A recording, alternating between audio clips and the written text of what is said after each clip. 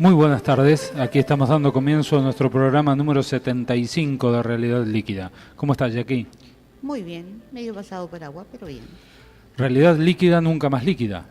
Después de la sequía del verano, ahora vino, pero bueno, viste que hay un filósofo que nos enseñó.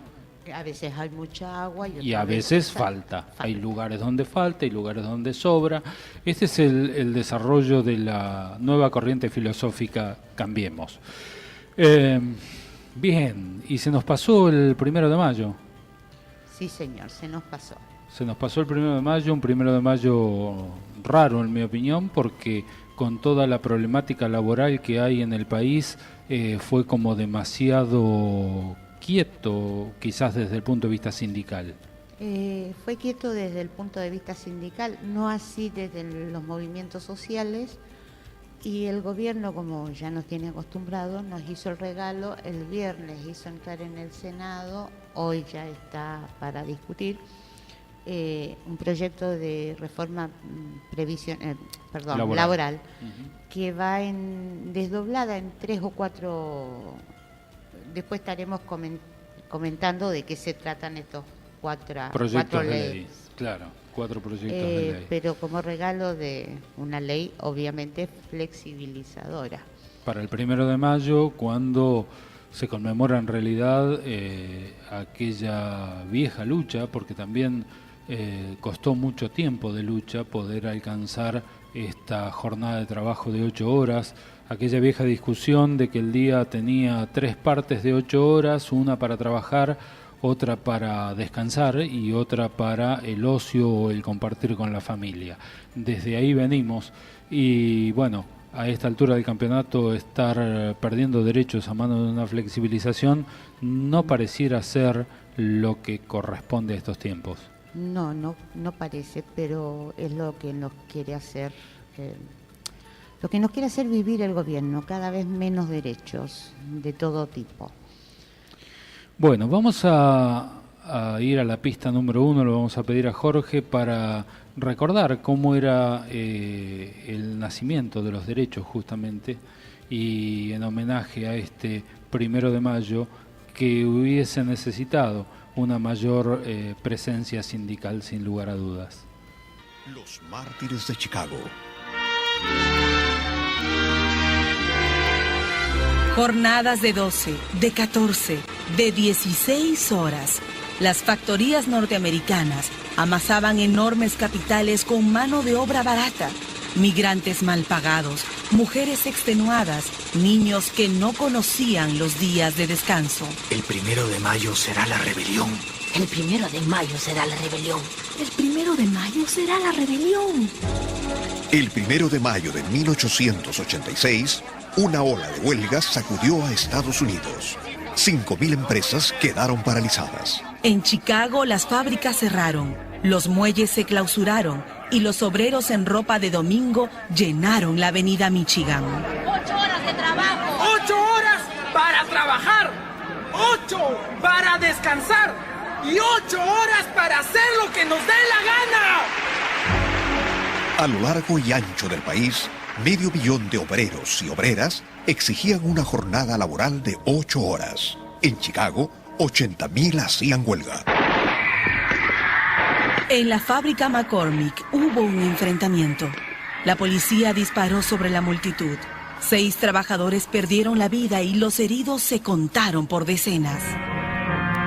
Ante la masacre, los dirigentes sindicales convocaron a una nueva manifestación el 4 de mayo en la Plaza Haymarket. Era el atardecer de un día lluvioso. Sobre un vagón y frente a miles de trabajadores, habló Augusto Spies, periodista alemán. Habló Albert Parsons, obrero norteamericano. Hablaron los líderes anarquistas. De repente, policías fuertemente armados llegaron a la Plaza Haymarket. Un capitán ordenó dispersarse a los manifestantes. Le respondieron que el mitin era legal y pacífico. Entonces, ocurrió.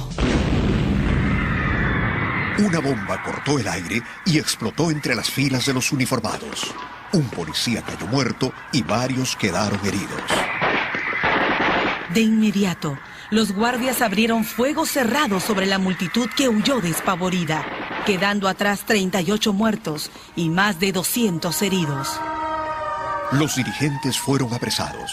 La policía destruyó imprentas, allanó domicilios y detuvo a centenares de huelguistas.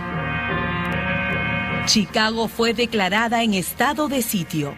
Los periódicos pedían la cabeza de los subversivos. El Chicago Tribune editorializaba: para estos vagos harapientos, la mejor comida es una carga de plomo en el estómago.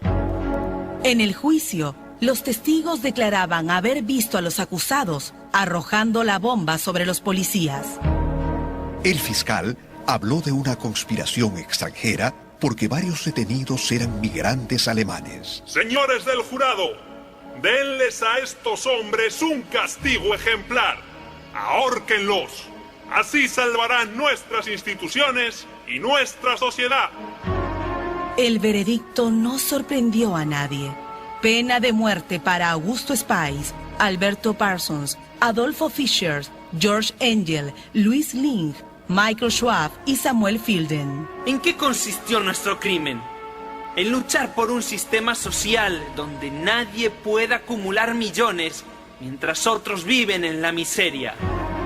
Hubo manifestaciones de protesta en Estados Unidos y en todo el mundo, pero de nada valió. La ejecución fue fijada para el 11 de noviembre de 1887. Al aproximarse la fecha, la sentencia de Fielden y de Schwab fue conmutada por cadena perpetua. Ling apareció muerto en su celda el día anterior. En el patio de la cárcel de Chicago se levantaron 4 horcas. Los condenados llegaron al patíbulo entonando la marsellesa. Era mediodía. Mientras lo encapuchaban, Augusto Spies habló por última vez. Llegará un tiempo en que nuestro silencio será más elocuente que las voces de los que hoy ustedes estrangulan. Los nudos corredizos se apretaron, callando para siempre a él y a sus compañeros. Fueron enterrados en el cementerio de Valheim. Sobre sus tumbas siempre hay flores rojas. Pocos años más tarde, en 1893, el nuevo gobernador de Illinois permitió revisar el proceso. El juez Eberhard probó que los testigos habían sido comprados, que el procurador había escogido el jurado a su antojo y que la bomba había sido arrojada por orden del mismo capitán de policía. Y concluyó: tal atrocidad no tiene precedente en la historia. La Segunda Internacional Socialista, celebrada en París en 1889, aprobó el 1 de mayo como Día de los Trabajadores, en memoria de los mártires de Chicago.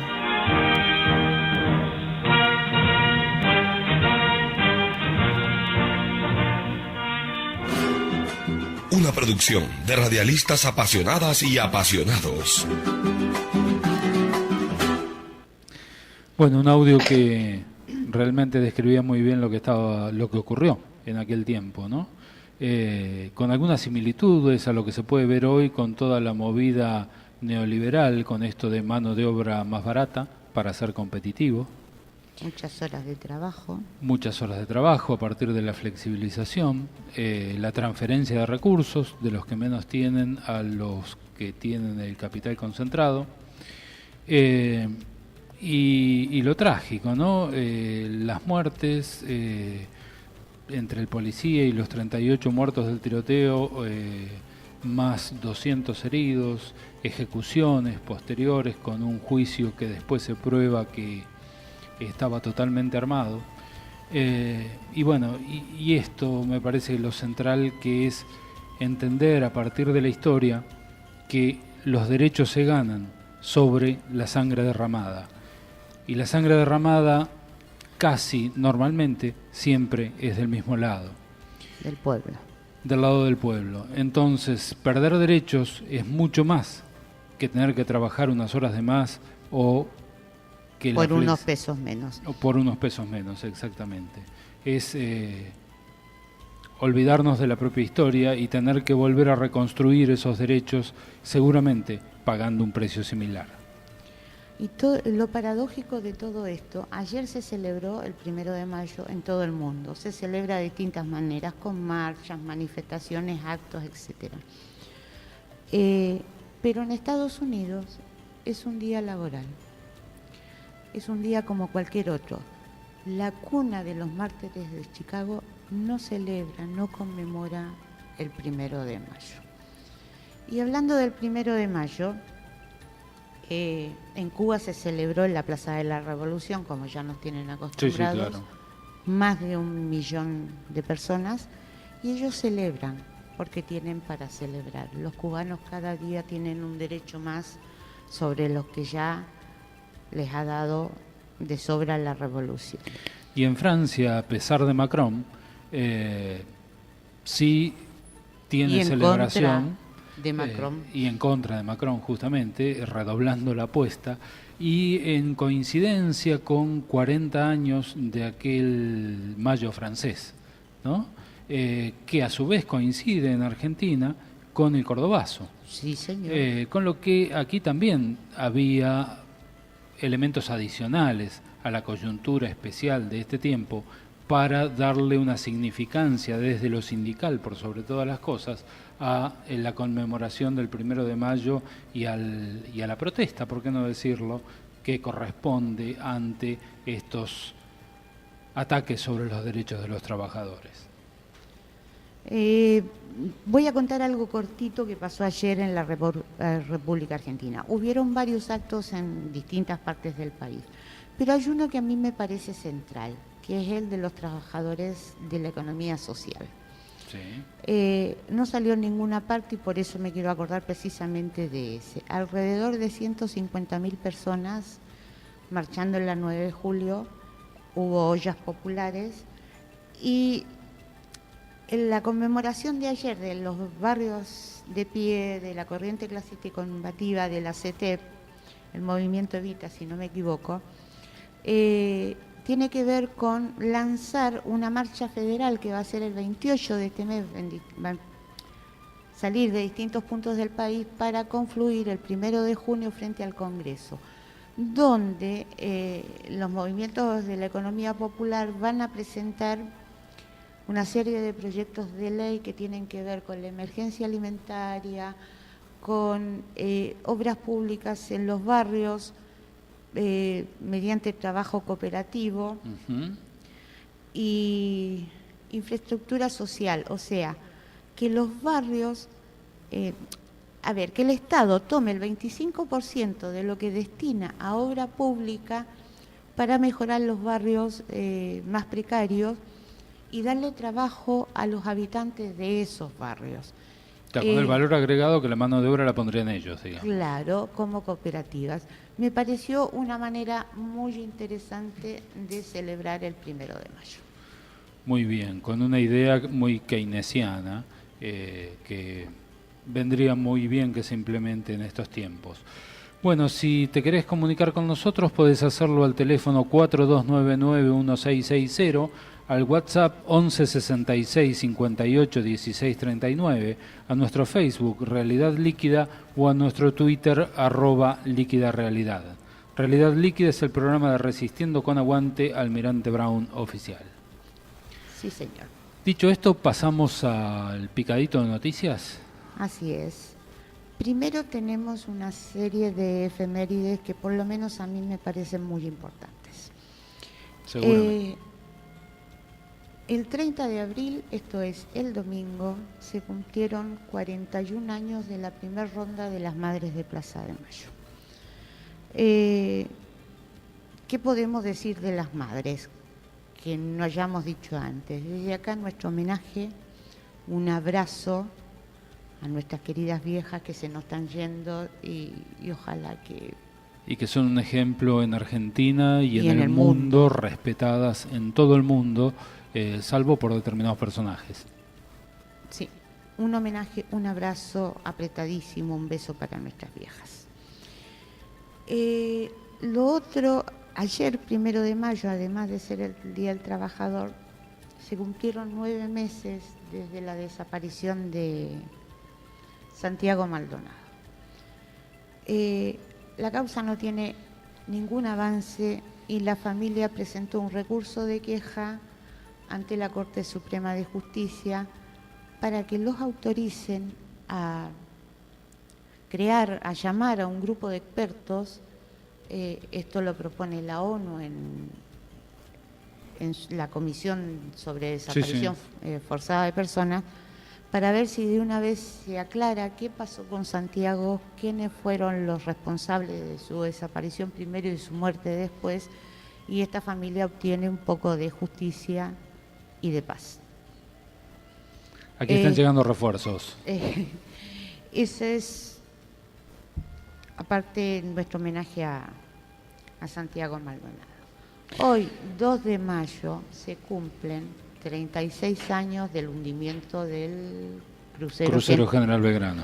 Que me parecía importante recordar a los mártires del crucero, no a quienes llevaron al crucero donde estaba cuando lo hundieron, que eso da para otras discusiones. Simplemente un homenaje a la mayoría chicos muy jóvenes que murieron cuando hundieron el crucero General Belgrano. Sí, sí. Eso en cuanto a las efemérides. Bien. Después tenemos un par de noticias. Adelante. Una es el desafuero de Aida Ayala. ¿Por qué nos parece importante esto? Aida Ayala es una diputada de UCR Cambiemos, chaqueña, que está imputada por asociación ilícita y lavado de dinero. El tema se trató hoy en la Comisión de Asuntos Constitucionales y los diputados del oficialismo aducen que no hay pruebas para desaforarla, ante lo cual fueron acusados de tener doble vara para juzgar. Leopoldo Morón, quien argumentó que la diputada cuenta con las mismas relaciones residuales de las que se acusó a Julio De Vido para desaforarlo y detenerlo. El dictamen de la comisión va a estar en una semana, si no me equivoco. Veremos en qué termina esto, si somos iguales o más o menos iguales ante la ley. O sea, hay algunos más iguales que otros. Yo creo que sí. George Orwell. ¿Cómo estás, Marcelo? Buenas tardes. Bien, bien. ¿Qué tal? Buenas tardes, señor. Pero... ¿Entretenido el viaje en el Roca? Sí. No precisamente. Bueno. Tenemos las inundaciones, que no podemos dejar de hablar del tema. La mayor parte de la provincia de Buenos Aires y Cava fueron afectadas este fin de semana por temporales terribles, unas tormentas, y quedó todo bajo el agua. Subterráneos, aeroparque, árboles caídos como barrios. El caso de los subterráneos de Buenos Aires me parece que merece un renglón aparte, porque las líneas que se inundaron, o las estaciones de las líneas que se inundaron, son las nuevas. Sí. Con lo que no se han considerado algunos desniveles mínimos que hay que tener en los accesos y ese tipo de cosas, porque se veía entrar el agua como catarata por las escaleras. Errores de obra civil que son muy simples de solucionar y que deberían ser previstas por un profesional de medio pelo. Me llama la atención, a mí también me llamó la atención, que eran las estaciones más nuevas. Igual que en Aeroparque, caía agua desde el cielo, pero adentro de Aeroparque, como catarata, estuvo sin operar un par de horas, en una zona donde hace poco se hicieron obras de remodelación y mejoramiento, según lo que dice la ciudad de Buenos Aires. Sí, sí, el Aeroparque estuvo en remodelación hasta hace 6 meses atrás. Bueno, la zona remodelada es la que caía agua dentro, peor que afuera. O sea, acá hay corrupción, hay desidia, no hay inspección, no hay falta de control. Profesionalismo. O sea, hay de todo. Y bueno, las inundaciones también se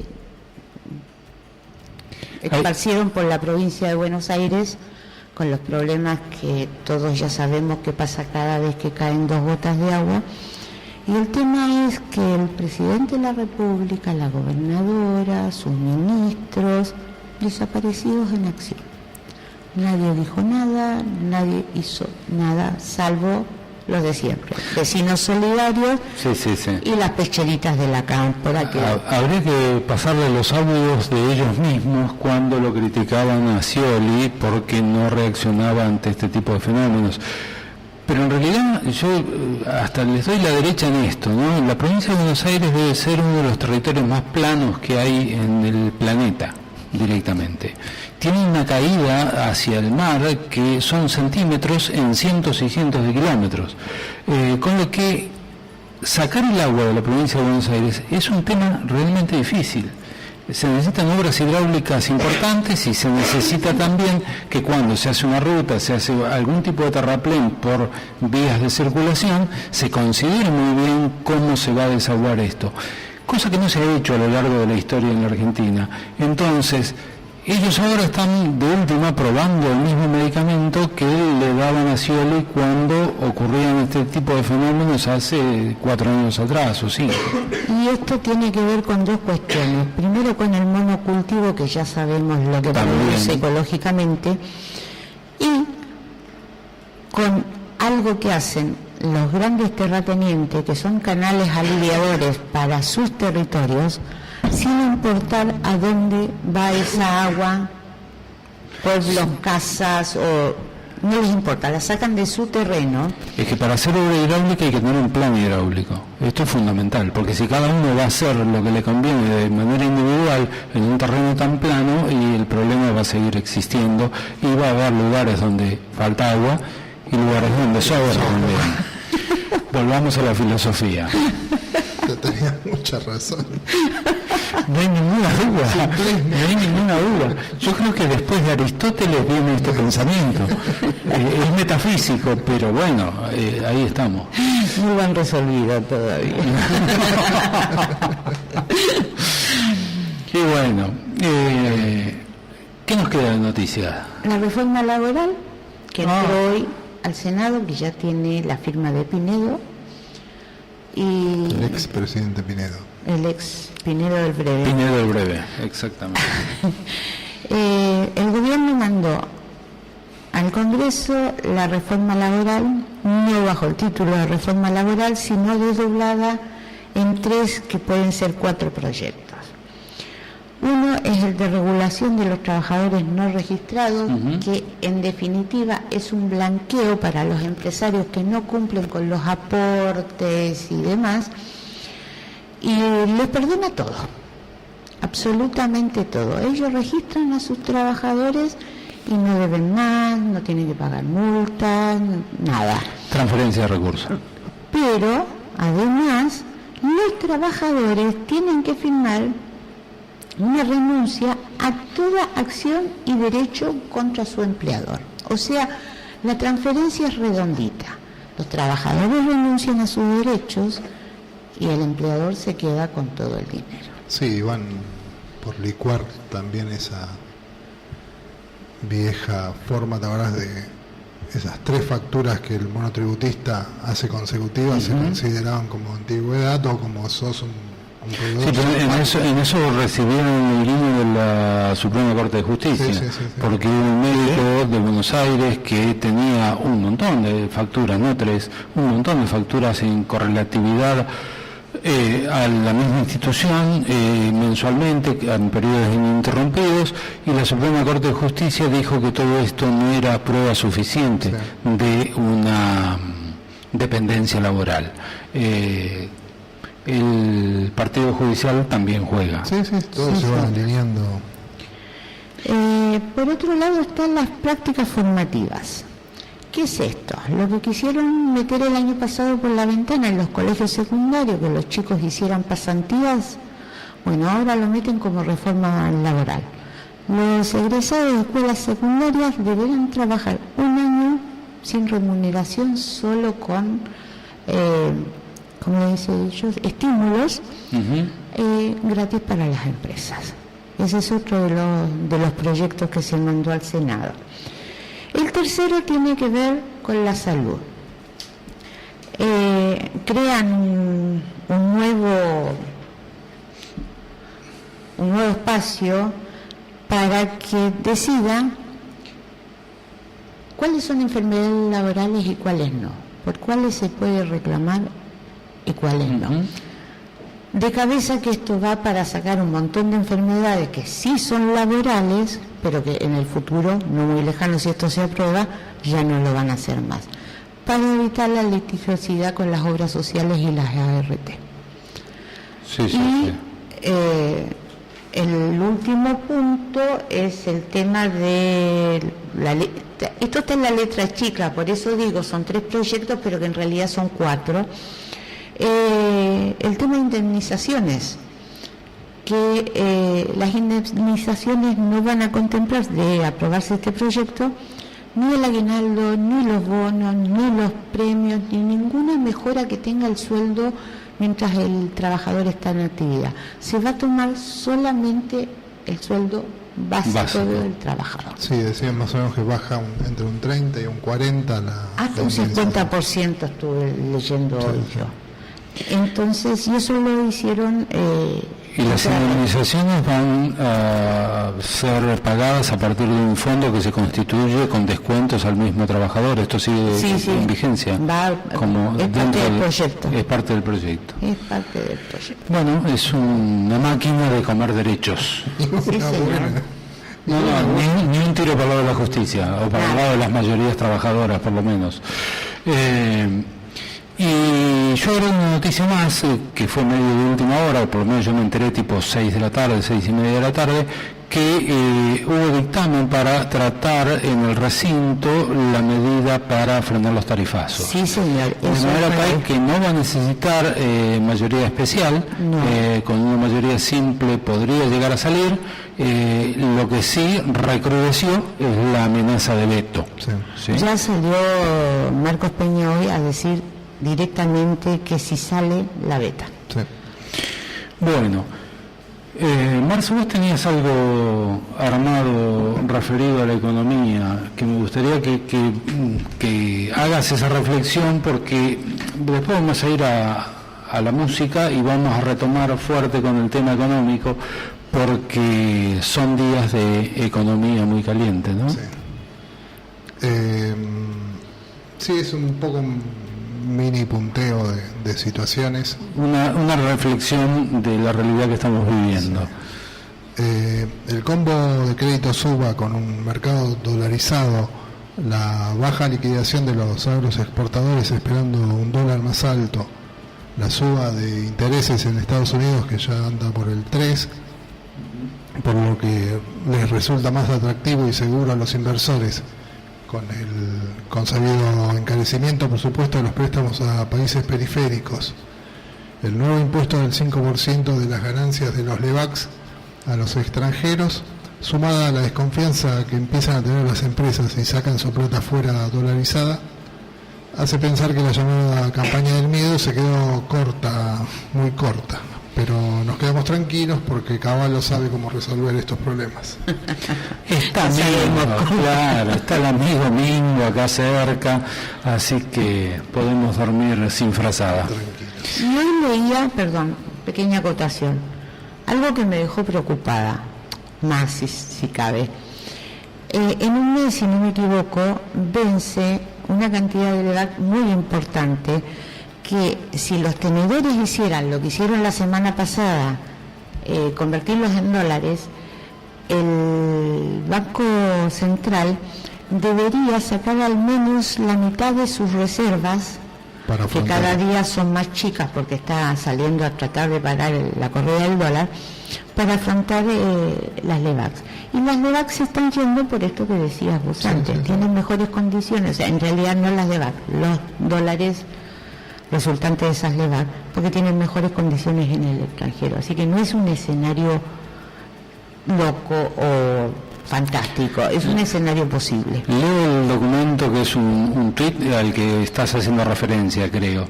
Es de Mariano Castelboin, que es un periodista económico, y dice: la película tenebrosa del dólar sigue. En solo 2 semanas el BCRA va a tener que enfrentar un vencimiento récord de LEVAX, 680.000 millones de pesos, que equivalen casi al 60% de las reservas actuales.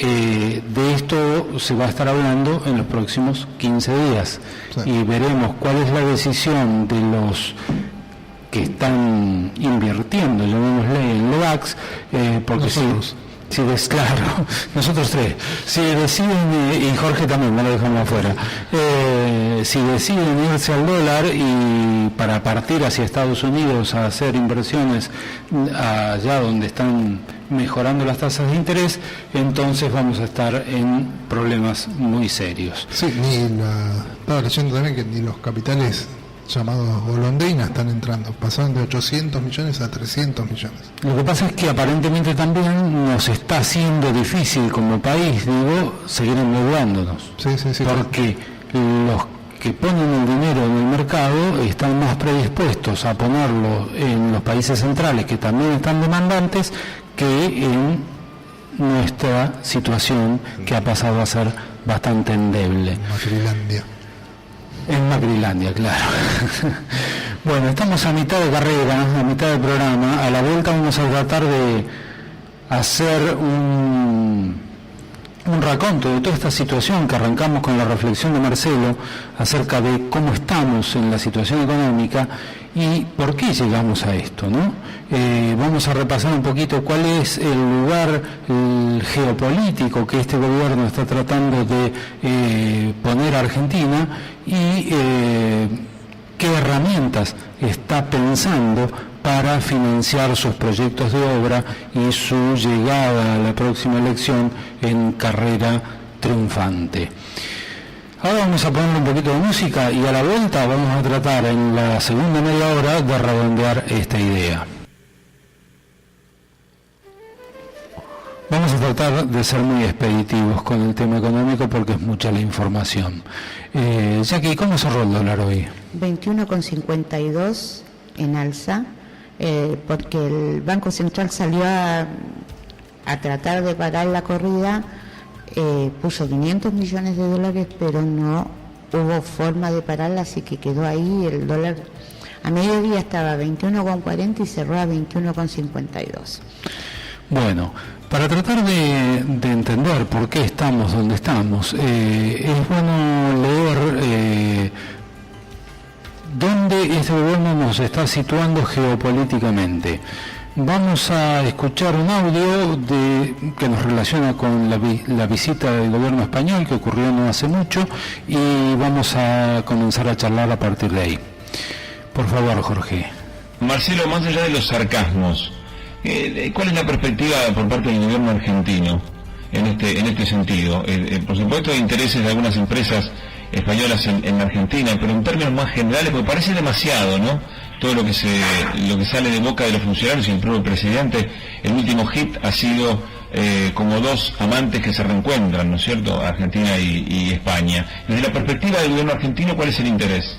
Mira, el gobierno argentino tiene un interés que intentar tener un nivel de participación casi sodomizada de los organismos internacionales, digamos, que tienen una tendencia neoliberal, para que el mundo internacional lo ayude a convencer a los argentinos de que pobres hubo siempre y que no hay otra alternativa que esta política económica que lleva adelante el gobierno nacional.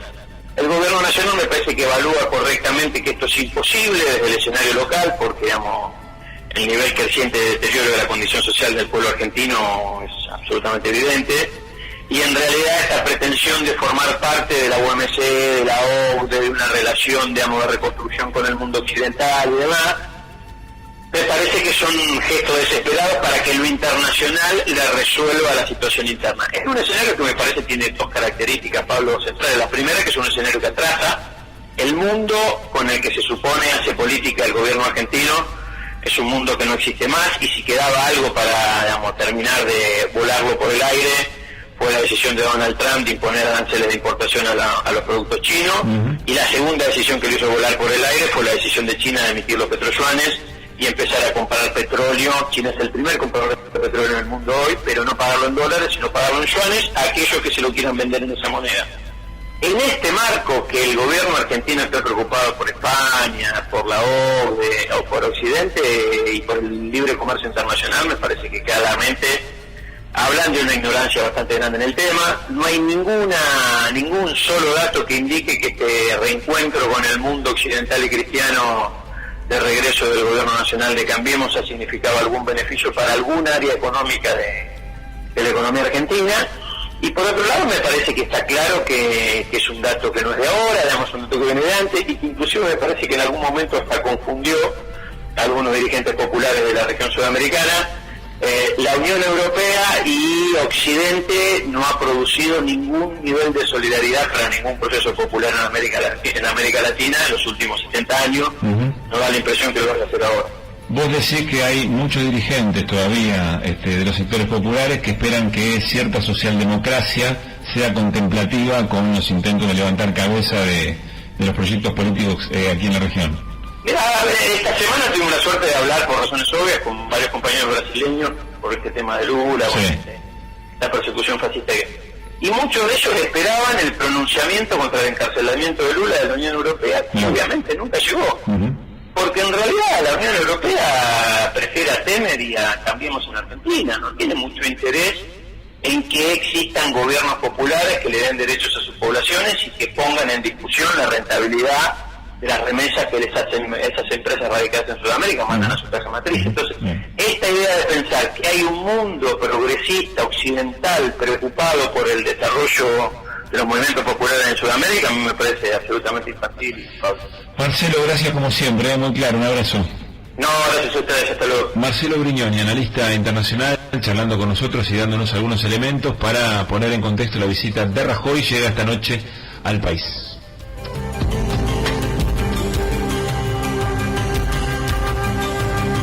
Bueno, esto lo escuchábamos hace unos días atrás, cuando estaba la visita de Rajoy y su comitiva en Buenos Aires. ¿Y qué reflexión les promueve este análisis?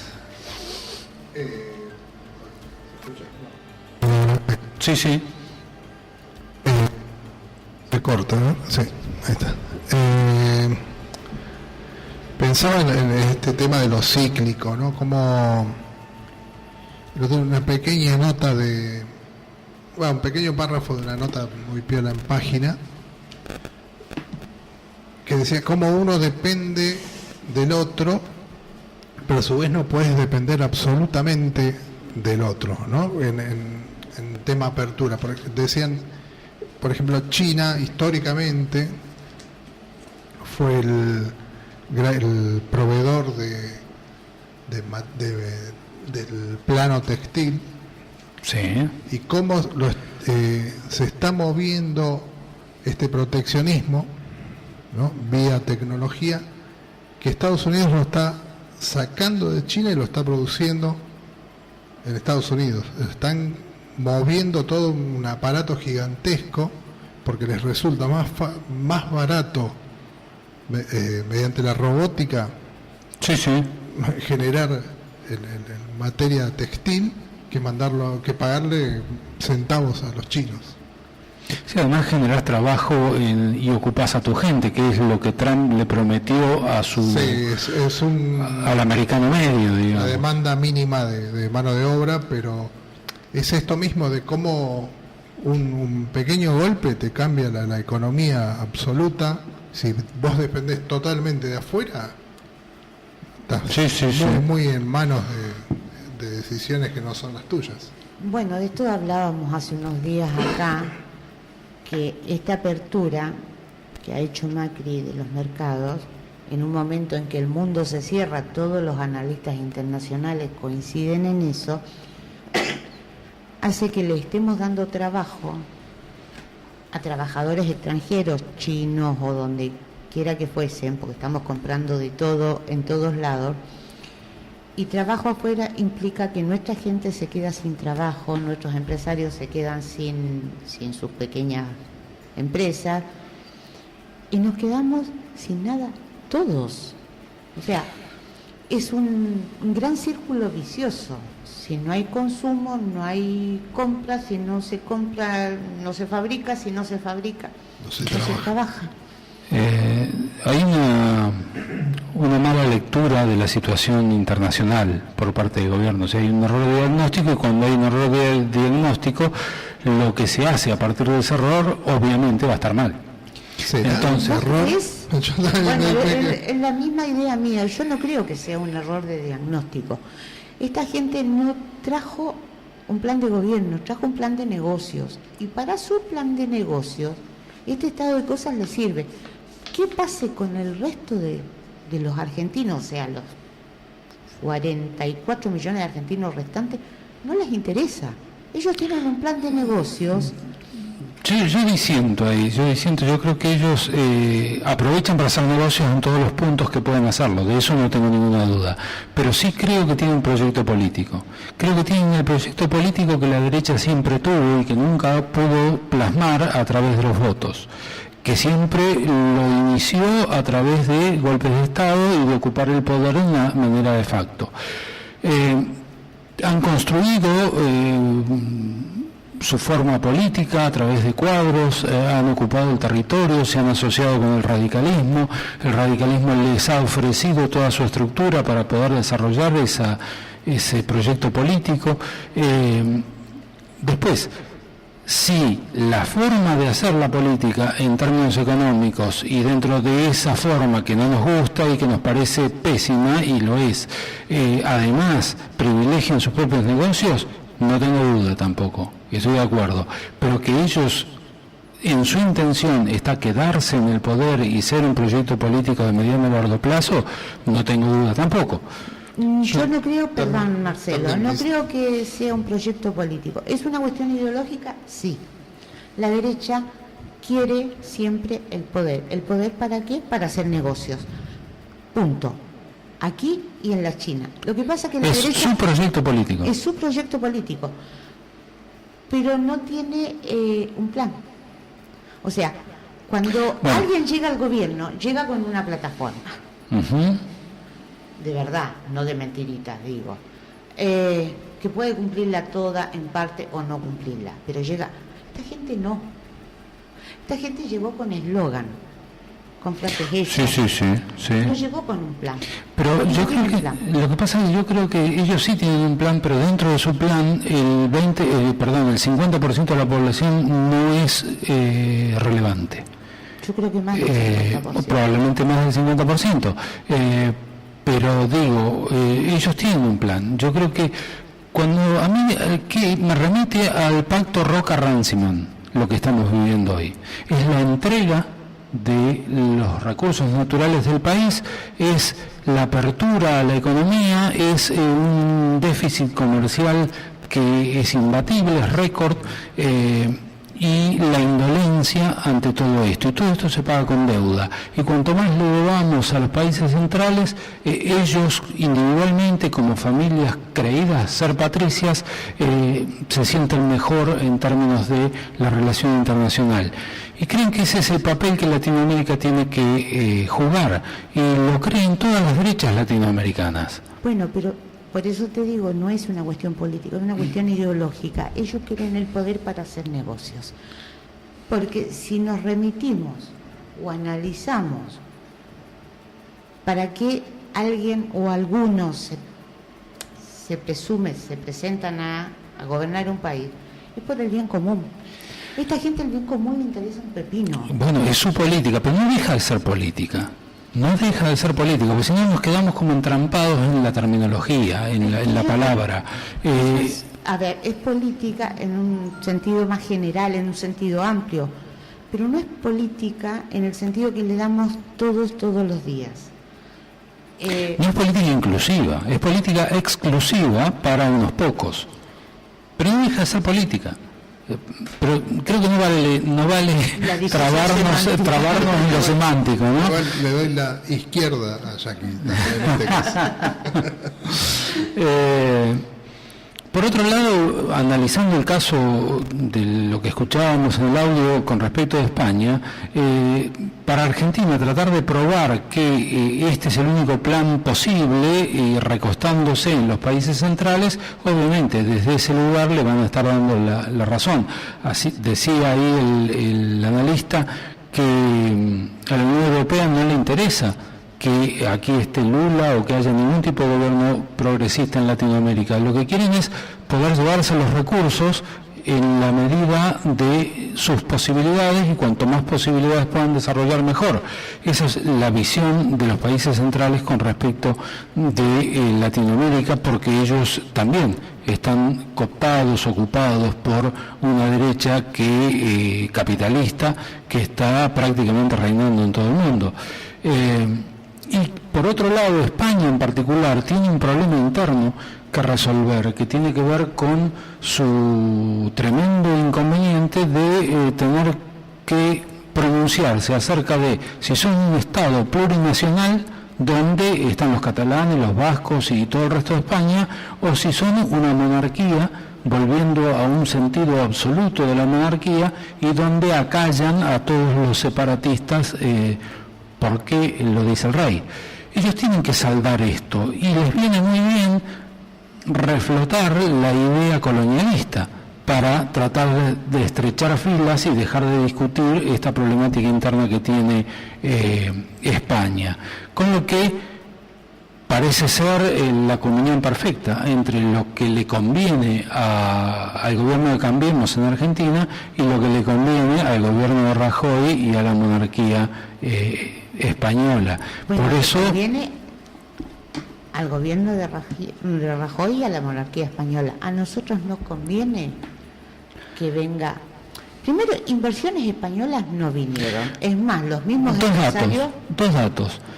En este momento, la economía argentina negocia más porcentaje de su importación-exportación con Vietnam y con Egipto que con España. Es más, los empresarios españoles que vinieron en la delegación con Rajoy dijeron que no iban a invertir en un país que no tiene consumo. Entonces, ¿quién gana? Siempre ganan los otros, que son los mismos que estos que nos gobiernan hoy. El salvataje a Carrefour. Sí. ¿A quién salva? A los franceses. Salva a Carrefour y a los intereses. No el trabajo argentino que hay en Carrefour. Antes se la llevaban teniendo locales, contratando gente, vendiendo cosas. Hoy se la van a llevar porque el gobierno se las da, se las regala. Está acoplando Cencosud. Cencosud también. Y obviamente, si le dan el beneficio a una de estas empresas, el resto de las empresas van a... Walmart ya reclamó los mismos beneficios. O sea, vamos a tener todas las cadenas de supermercados subsidiadas por el Estado. ¿Para qué? Para que nos vendan al precio que se les ocurre. Bueno, este tipo de decisiones, este tipo de políticas, esto tan parecido al acuerdo, al pacto Roca-Ranciman, son las cosas que llevan a la economía de nuestro bendito país a una condición tan endeble como la que estamos viviendo hoy, y por eso Estados Unidos estornuda y el dólar se mueve un poquito y la tasa de interés se mueve un poquito internacionalmente, y para nosotros es una tragedia, porque este gobierno no está gobernando una economía sincera y a favor de los intereses nacionales, sino todo lo contrario. Vamos a tratar de meter el primer párrafo, la primera pista del PPP, de la participación público-privada, que es otra forma que el gobierno está tratando de impulsar para financiar obras, y bueno, ahora charlamos un poquito sobre eso. Por favor, Jorge. Realidad líquida. Les preguntamos y ahí sí que faltaron las respuestas. El financiamiento de vuelta es privado y es una inversión enorme. Hay un compromiso de invertir 6.000 millones de dólares en 4 años que lo tienen que juntar los privados, tanto las empresas como los bancos. ¿Cuánto va a terminar pagando el Estado? Por estos 6.000 millones de dólares que tiene que ver con la obra, pero después hay un repago que tiene que ver también con los intereses, el financiamiento y demás. En estos 15 años, ¿ustedes cuánto estiman que el Estado va a terminar desembolsando por estas obras? La respuesta es otra pregunta. ¿Cuánto nos vamos a beneficiar los argentinos por estas obras? Los trabajos de PPP, las obras se hacen con mejor calidad, en menor tiempo y a menor costo la obra. porque tienen incentivos para innovar, porque tienen que hacer el mantenimiento después durante 15 años, por lo tanto no puede pasar lo que pasó con la Ruta 6 en los gobiernos anteriores, que una empresa hace la obra después se destruye y se hace cargo el Estado de esto. Es el sacrificio fiscal por haberles condonado impuestos federales como IVA, ganancias. No se condonó ningún impuesto federal, lo que se hizo se aclaró que en el caso de los intereses no pagan IVA, pero estas empresas van a generar muchísimos impuestos para Argentina. Básicamente estamos vos tenías ese número de cuántos impuestos generamos con las PPP. Y un 30% del total de lo que se invierte termina de vuelta en el Estado como impuestos entre IVA y ganancias, con lo cual sobre cero que hay hoy, porque hoy no se está haciendo respecto a una inversión de entre etapa 1, 2 y 3 de 12.500 millones de dólares, es muchísimo lo que se genera y sobre todo a partir de la nueva ley fiscal de mucha coparticipación federal, como muchos de esos impuestos volviendo a las provincias, tanto el IVA como ganancias. Insisto, no tienen un cálculo del sacrificio fiscal derivado de ese tratamiento diferencial. Es que no hay un sacrificio, hay un beneficio fiscal. Realidad líquida. Bueno, la pista hablaba de participación público-privada, la ley que se ha promulgado a través del Congreso. ¿Y qué se busca a través de esta ley? Las elecciones se ganan básicamente teniendo mucha obra pública en curso, mostrando actividad y generando puestos de trabajo, como se hizo en octubre pasado. Claro, los años impares, que son los años en que hay elecciones. Esto es moneda corriente, ya vemos en todos los municipios, inclusive se arreglan mucho las calles, o sea, hay mucho más nivel de actividad. Ahora, la obra pública después del octubre pasado, de haber ganado la elección, comenzó a decaer y ha seguido decayendo y va a seguir decayendo porque no hay forma dentro de un país donde hay déficit fiscal y hay que reducir este déficit, no queda presupuesto para dar impulso a la obra pública. Ahí la idea de participación público-privada y que ese presupuesto para hacer grandes obras públicas lo pongan los privados.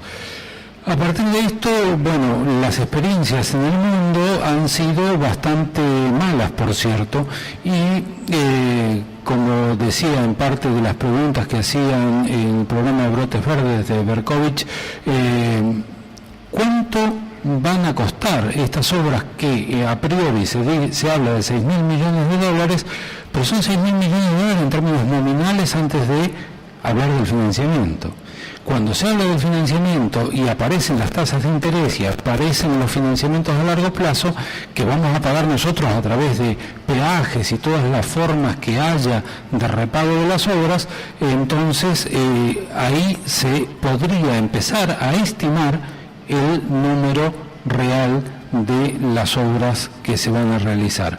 La idea del gobierno entonces es hacer obras vía participación público-privada, financiar para lo que queda de este año y el año que viene hasta las elecciones una cantidad de obras muy importantes, con la idea de llegar a la próxima elección con un nivel de efervescencia en la obra pública que los motorizara para posicionarse y ganar la elección del año próximo.